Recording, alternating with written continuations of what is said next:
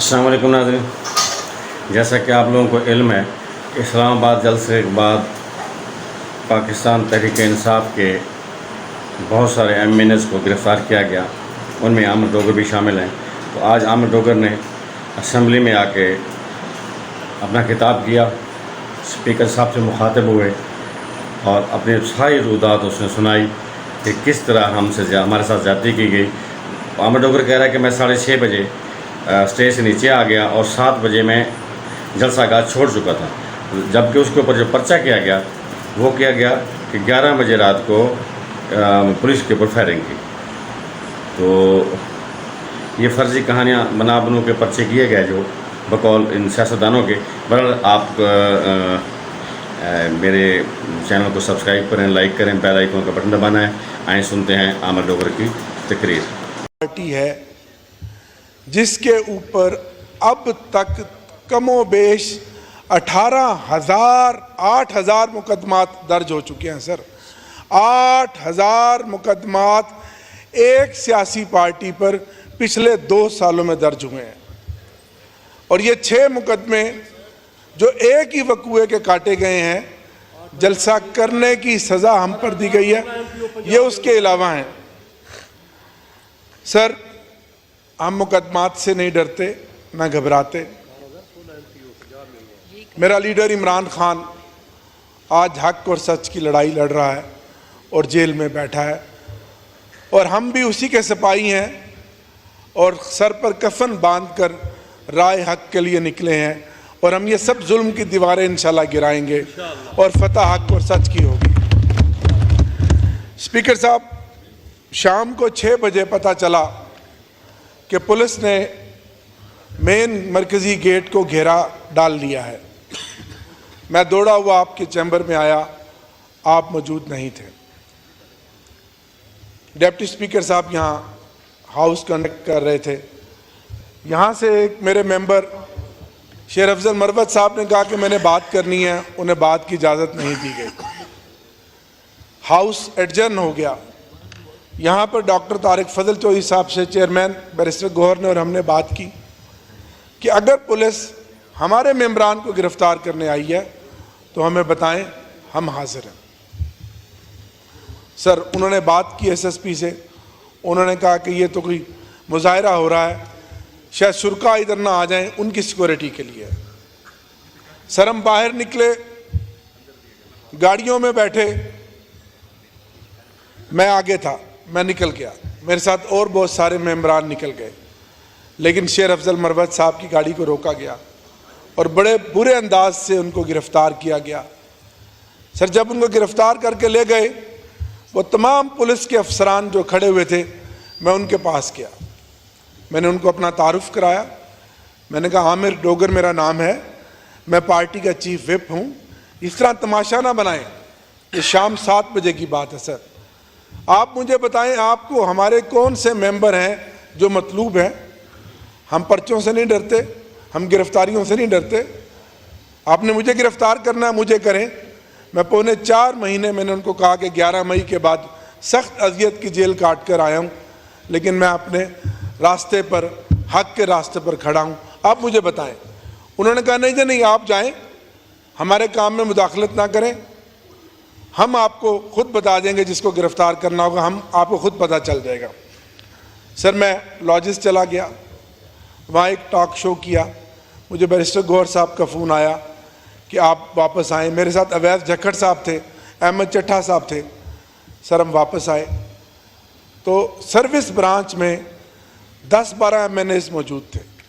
Sir 6-8 MNAs और आ गए इस खैर सगाली के लिए, हमारे साथ हमदर्दी के लिए, क्योंकि मैं पार्टी का चीफ विप हूँ, मेरा ये फ़र्ज़ बनता था कि मैं अपने MNAs के साथ बैठता। सर आपको सबसे पहले मैंने फ़ोन किया, मैंने आपको कहा स्पीकर साहब ये माजरा है, या तो आप हमें नोज़ लॉबी खुलवा दें या अपोजिशन चैम्बर खुलवा दें। सर आपने मुझे इंतहाई दुख के साथ कहना पड़ता है, आप मेरे लिए इंतहाई काबिल एहतराम हैं, बड़ी बेबसी का मुजाहरा किया, आप मुझे बड़े बेबस नज़र आए।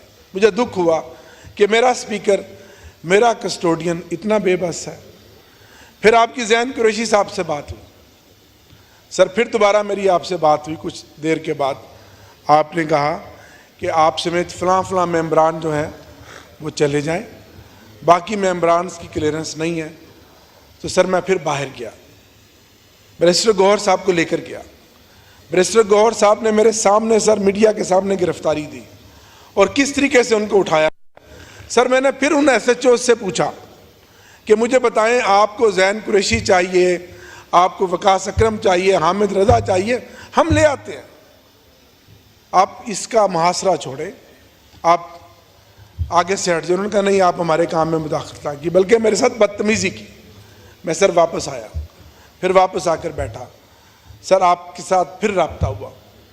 आपको मैंने कहा कि जनाब स्पीकर, ये जो आयरन गेट है इसके अंदर 2 पुलिस वैन्स आ चुकी हैं। आपने कहा कि police vans iron gate cross नहीं कर सकती। हमने सर फिर एक मेंबर भेजा तो दोनों तरफ गेट्स को ताले लग चुके थे। सर उसके बाद हमने फैसला किया कि हम मेंबरान कौमी असम्बली, उस टाइम हम 16 लोग थे, हम सारी रात यहीं बैठेंगे क्योंकि ये हमारा घर है। सर ये हमारी अमाजगाह है। सर अगर यहाँ महफूज नहीं है जो अवाम के मुंतखब नुमाइंदे हैं, तो फिर हम अपने हल्के के अवाम के दुखों का मुतावा कैसे करेंगे। सर मैं 1.5 लाख वोट लेकर आया हूँ, 6 लाख कमोबेश वोटर्स का मैं नुमाइंदा हूँ। अगर ये ऐवान मुझे प्रोटेक्शन नहीं दे सकता तो मैं अपने हल्के के अवाम को कैसे प्रोटेक्शन दूंगा। सर ये ऐवान जो 24 करोड़ अवाम का नुमाइंदा बैठा है, अगर यहाँ मेंबर कौमी असम्बली महफूज नहीं है इस बिल्डिंग में, तो सर फिर कोई भी महफूज नहीं है। सर मेरे मुंह में खाक, जब वो इस बिल्डिंग में आ गए हैं तो बस सर अब देर कितनी है कि वो इस कुर्सी से आपको भी उठाकर गिरफ्तार कर सकते हैं जिस कुर्सी पे आप बैठे हुए हैं। सर इस हाउस के अंदर से भी किसी मेंबर को गिरफ्तार कर सकते हैं, आपके चैम्बर से भी किसी को गिरफ्तार कर सकते हैं। तो सर हमें दुख सिर्फ इस बात का है कि जिस बेदर्दी से हमारे मेंबरान को उठाया। सर 2:45 बजे तकरीबन शेख वकास साहब के मुलाजिम ने आकर बताया, कुछ मेंबरान सर सोने के लिए मस्जिद में चले गए, हम लोग बैठे रहे। सर 2:45 बजे वकास अकरम साहब के मुलाजिम ने बताया कि बाहर गाड़ियाँ आ गई हैं। सर मैं सुवेनियर शॉप के पास शीशे के साथ खड़ा होकर मैंने देखा 4 गाड़ियाँ सर ब्लैक शीशों वाली, 2D करोला, 2 डाले सर और 1 लैंड क्रूजर।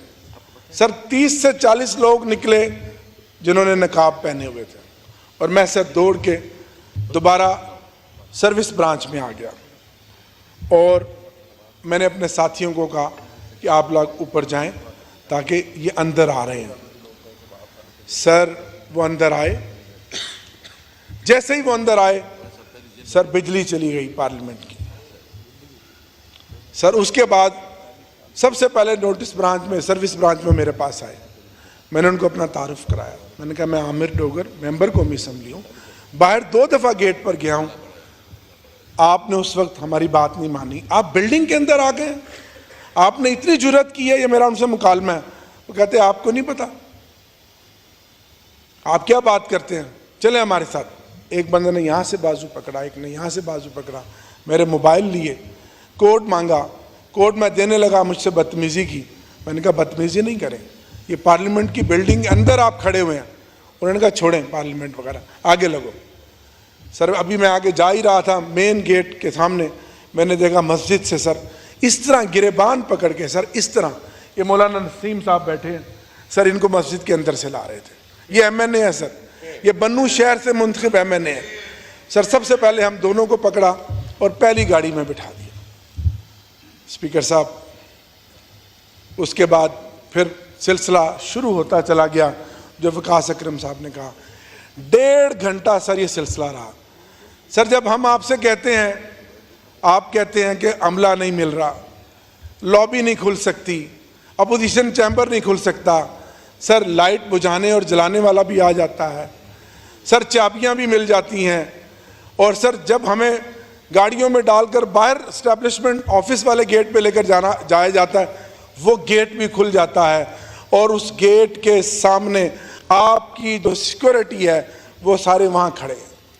सर पूरी असेंबली को उन्होंने फ्री कर दिया, एंट्रेंस को फ्री कर दिया, लिफ्टों वाली जगहों पे फ्री कर दिया। मैं सारी चीज़ों का जायज़ा ले रहा था क्योंकि ये लोग ऊपर चले गए थे, मैं नीचे था सर, फर्स्ट फ्लोर पे था। तो सर फिर मुझे कहने का हक दें सर कि इस तरह कि क्या शायर ने खूब कहा था कि ऐसे तो नहीं हुई हैं चमन की तबाहियाँ। स्पीकर साहब, ऐसे तो नहीं हुई हैं चमन की तबाहियाँ, कुछ बागबान हैं मिले हुए बरको शरर के साथ। स्पीकर साहब, मैं शुक्रगुजार हूँ ऐवान में बैठी हुई तमाम जमातों का जिन्होंने कल इस इतने बड़े सानिया पे जो जमहूरियत पे हमला है, जो पार्लियामेंट पे हमला है, हमारे हक में बात की। आपने प्रोटेक्शन ऑर्डर जारी किया।